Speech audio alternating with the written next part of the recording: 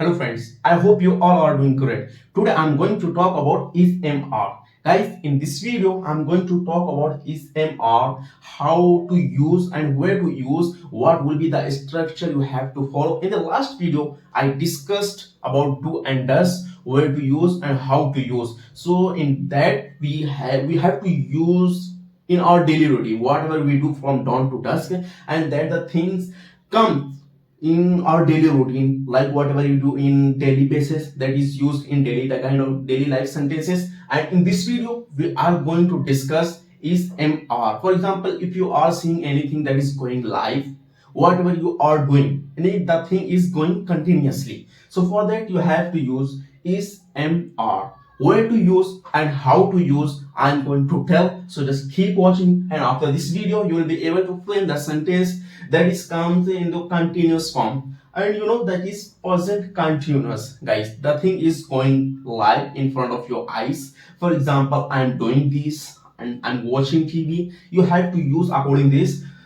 So that called present continuous, that is MR, that is the helping verbs guys. Okay, तो guys आप जैसा देख सकते हो मैंने यहाँ पे लिखा है इस MR. मैंने लास्ट वीडियो में बताया था डू डस के बारे में कि आप जो भी डेली लाइफ में करते हो, सुबह से शाम तक जो भी डेली लाइफ यूज सेंटेंसेस होते हैं उसको यूज करते हो, वो डू डस के फॉर्म में आते हैं. बट कोई चीज आप लाइव देख रहे हो या कर रहे हो, किसी चीज को कंटिन्यूसली किसी चीज को आप कर रहे हो. फॉर एग्जांपल मैं बोल रहा हूँ जिस तरह से, तो मैं बोलने का काम कर रहा हूँ, बोलने का काम हो रहा है, या मैं मूवी देख रहा हूँ या टीवी देख रहा हूँ तो देखने का काम कर रहा हूँ गाइस, ठीक है. या मैं देख रहा हूँ लोग क्रिकेट खेल रहे हैं तो लोग क्रिकेट खेल रहे हैं सामने. फॉर एग्जाम्पल टीवी देखते हैं, लाइव आता है, आईपीएल वगैरह हो गए और सारी सीरीज हो गई जो आती है हम देखते हैं, ठीक है, वो लाइव चल रहे होते हैं, ठीक है. तो हम क्या बोलते हैं कि मैं टीवी देख रहा हूँ, यानी देखने का काम कर रहा हूँ. फॉर एग्जाम्पल किसी ने कॉल किया, भाई कहाँ, मैं ऑफिस जा रहा हूँ, ठीक है, मैं ऑफिस जा रहा हूँ, जाने का काम हो रहा है. क्या कर रहे हो भाई, मैं बैठकर काम कर रहा हूँ, होमवर्क कर रहा हूँ, या कुछ इंग्लिश बोल रहा हूँ, लिख रहा हूँ. इस तरह के गाइस जो भी हम बात करते हैं ना कंटिन्यूसली फॉर्म में, आप एक तरह से बेसिक चीज समझ सकते हो जो ग्रामर बुक में लिखी होती है, रहा है, रही है, इस तरह से फॉर्म आते हैं ना, प्रेजेंट कंटीन्यूअस कहते हैं उसको. तो गाइस मैंने स्ट्रक्चर यहाँ पे लिखा है कि what will be the structure you have to follow. बहुत से लोग कंफ्यूज्ड होते हैं कि इसे माफ हो गया लेकिन आईएनजी नहीं जानते, नहीं यूज कर पाते हैं, ठीक है. बट गाइस इसमें देखिए सब्जेक्ट है, जैसा कि इससे पहले भी बताया था डू एंड डस में सब्जेक्ट है आपका इस एम आर. अब सब्जेक्ट के अकॉर्डिंग आपको इस एम आर लेके आना है, ठीक है. उसके बाद आपका वर्ब है जिसमें आपको आईएनजी लगाना पड़ेगा. एक बात हमेशा याद रखिए, अगर आप कंटिन्यूअस के कोई भी सेंटेंस बना रहे हो तो उसमें आपको आईएनजी लगाना ही है. इसको हमेशा याद रखिएगा कि उसमें आपको आईएनजी लगाना ही पड़ेगा. फॉर एग्जांपल देखते मैं एक्सप्लेन करता हूं, उसके बाद आपका ऑब्जेक्ट रहेगा जो भी रहेगा, ठीक है. यहां पे सब्जेक्ट मैंने लिखा है ही. क्या लिखा है, ही. उसके बाद ही के साथ आपका क्या लगता है गाइस, इज लगता है. ये बात है कि ही हो गया, शी हो गया, इट हो गया, या किसी सिंगल नाम हो गया किसी का, सिराज हो गया, ठीक है, सिराज, तो सिराज इज. अगर सिराज एंड राहुल, तो सिराज एंड राहुल आप हो जाएगा, ठीक है. सिर्फ एक ही नाम के लिए इस लगेगा आपका. तो ही हो गया, शी हो गया, इट हो गया, या कोई सिंगल नाम हो गया, तो ठीक है आपका वहां पे इस लगेगा.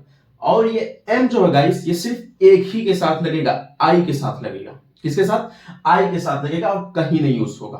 तो देखिए एम जो है आपका आई के साथ लगेगा, तो बाकी बचे दो इस एंड आर.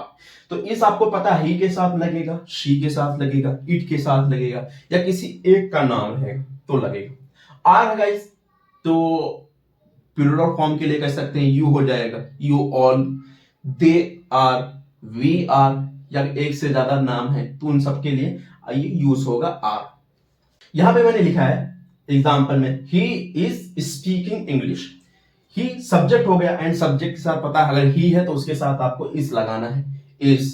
एंड स्पीक आपका वर्ड हो गया जिसमें आपकी आईएनजी फॉर्म इंक्लूड होगी, तो आईएनजी हो गया speaking English. He is speaking English, वो इंग्लिश बोल रहा है. अब इसी तरह मैंने यहां पे यू लिखा है, यू. यू के साथ पता है आपको, यू के साथ आर लगेगा, यू वी दे, इनके साथ आर लगेगा, यू आर स्पीकिंग इंग्लिश. आई के साथ गाइस एम ही लगाना आपको, ठीक है, आई एम स्पीकिंग इंग्लिश. तो हमेशा याद रखिएगा आई के साथ आपका एम लगेगा.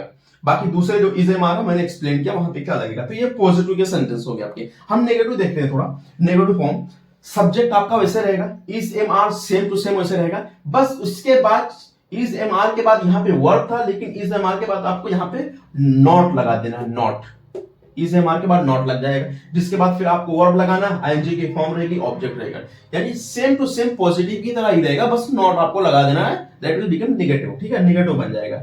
ही is not speaking English, he is not speaking English, they are not speaking English, ये इस तरह से बन जाएगा गाइस, ठीक है। तो आपको देखना है कि बोथ आर सेम, बस that there is one thing change, that is not, ठीक है। So first of all you have to put subject, after that is am are plus not plus verb and ing form, and after that object. So if you follow this, you will be able to frame the sentence like this. The one thing is rest, I'm going to tell about interrogative, how to frame interrogative.